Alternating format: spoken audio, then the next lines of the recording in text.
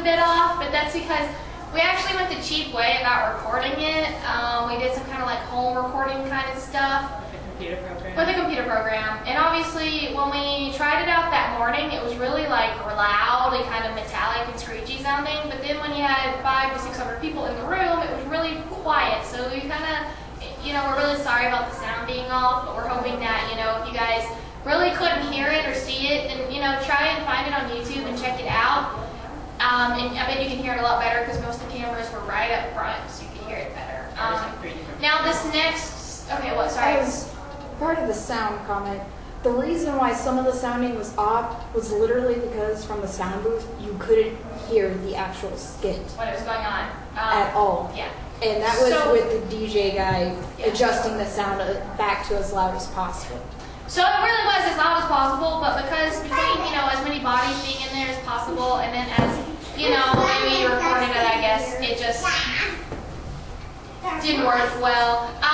This next skit, we're actually professionally recording, so we're going to a actual recording place and getting it professionally recorded for like $90 an hour. So I'm kind of excited about that. It's all like, ooh, this is really serious business. So that's pretty exciting. We did have for Romano. I don't think she really did it on purpose, but it is kind of funny because it was Romano. Romano accidentally knocked Germany off the stage, accidentally. And Germany pretty much almost took the whole back thingy behind the curtain with her. But luckily she cut herself, but it still managed to mess up the curtain, and so that's why it fell in the middle of the skit. So, yeah. She's okay, by the way. She just had a bruise on her thigh. We never really practiced Romano running off, though.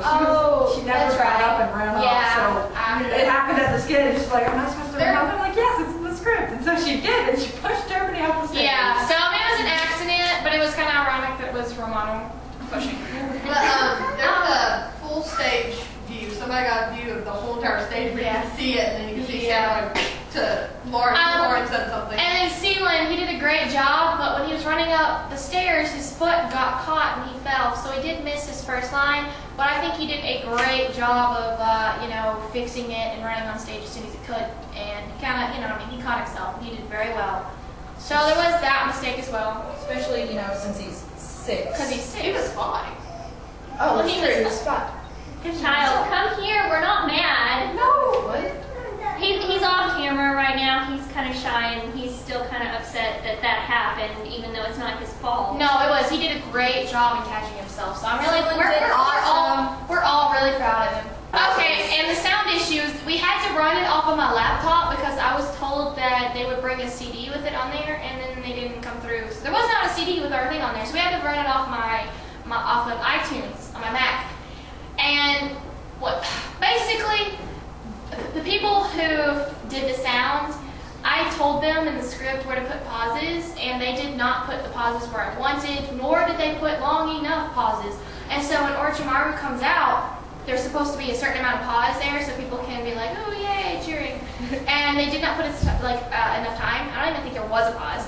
And so when people started yelling and screaming because Orochimaru came out on screen, nobody could hear what the next lines were. And so Kris, you know, tried to pause it as soon as possible, but there was a bit of a delay. And then the way it was with the time bar, it was confusing to see where you are. And so, you know, she went back a little too far, which is not her fault. It's just the way it happened. And so, you know, but I think, you know, all of them did a really good job in improving, fixing it, and whatnot. So that was one of the other problems. But It was magical mishap. it was. I mean, it was stuff that, you know, was totally, it just had to happen on that day. Should we explain, like, a little bit about Kris? Falling really bad. Okay, so She wasn't a last-minute actor. Oh no. there were some issues with our friends at that time, which, you know, first of all, I guess it kind of hurt because, like, I'm really more of a France than I am in Austria, so I really wanted to be friends. But Miranda, being the sweet person she is, she, you know, wanted her friend to be France, and I was like, well, you know, I really like Miranda, so if she wants her friend to be France, then, you know, I'm totally for it. I can just be whoever's left over. And so we let Tiffany be France, and at the con, she didn't show up to the practices, and she wasn't there for any of the panels, and, I mean, that's her business, and that's private stuff, and I'm not going to say why. But point being, because of all of that stuff, and what she was doing in her free time, she ended up being late to the skit, so we ended up starting later than we thought, and so that's why there was such a delay. Well, it's fine because there was a bird. So Which there was a bird to get rid of anyway, so I guess that was fine. Can we see our skit? But that's God sent a distraction for us. That too. Thank you very much. But yeah, that's why I'm actually going to be our friends in the next skit, which I'm glad because I just have a better friends than Austria anyway. Not that I don't enjoy being Austria because he's a fun character, but still, I'm just better. Canada gets more airtime. Okay, the reason Canada didn't get a lot of airtime is because the Canada that was our Canada this last skit, I saw her at the December con and I thought she was just the cutest thing ever and she was really good Canada and I was like, oh my gosh, I want her as our Canada. But then we found out she lives in Oklahoma, so she couldn't make it to any of the meetings, and so I realized if she can't make it to any of the meetings, then we need to give her a smaller part so it's easier without her having to really practice it. This next skit, Kris is going to be our Canada, and so Canada has a pretty big scene. He has a lot more lines. He's almost out of character from, I would say, like the show Canada, but at the same time, I think if you read a lot of Canada fanfic, you'll be quite happy with the way he acts. Pretty much, it's kind of like Canada with balls. Yeah.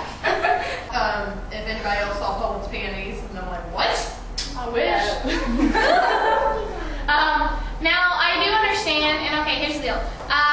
When you have 25 or so people in a skit, the stage was supposed to be bigger, but because they scheduled something, even though they'd already scheduled A2F, they decided that they were going to go back on our charter with them and schedule something else at the same day. They got part of the stage part that we were supposed to get. So the stage is smaller, first of all, than it was supposed to be, so we couldn't have the setting the way it was supposed to be. So first of all, it was hard, obviously, to see all the characters, as well as the way we did it in practice, we thought it would be boring if every single character was just sitting there, whereas the only characters who would be moving would be the ones talking. But in retrospect, we should have done it that way because we realized it was harder for people to understand who was talking unless they extremely, extremely overacted. Because if everybody's moving, then obviously you can't tell who is trying to talk unless they had a really, really, really awesome accent. You're like, oh, I don't imagine that. Where did we get our costumes? Who made our costumes? Well, I think most of us either bought them, like on cosplay.com or somewhere like that, or I think, was it Milano? I made my own, like the sewing machine, I sewed my own. And then I got my shirt and my pants from a secondhand store because it's really cheap. My entire Italy cosplay came from different thrift stores around my local area. So yeah, thrift stores are a great invention, and if you're wanting to cosplay hardcore, Support your Goodwills. I would say actually, if you know someone who can make them, or you think you might be able to make it yourself, do it. That's what why I do eBay, because you can read customers' reviews and see the quality and get feedback from it. I've made And it's protected by eBay insurance. I personally, other than eBay, I personally like Milano.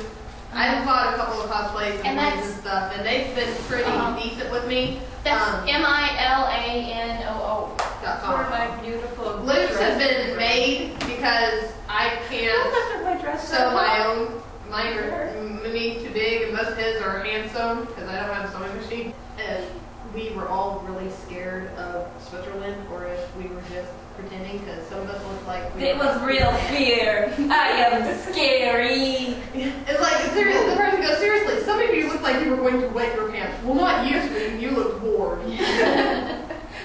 I'm like, he was talking about cheese. How am I supposed to be freaking scared? I don't think we should answer that because we might ruin Switzerland's rep, and we don't want to ruin Switzerland's rep. He's very scary. He made me eat his cheese. He did. He was a mercenary. Switzerland's a vamp, so yeah. He scared a cup off the table.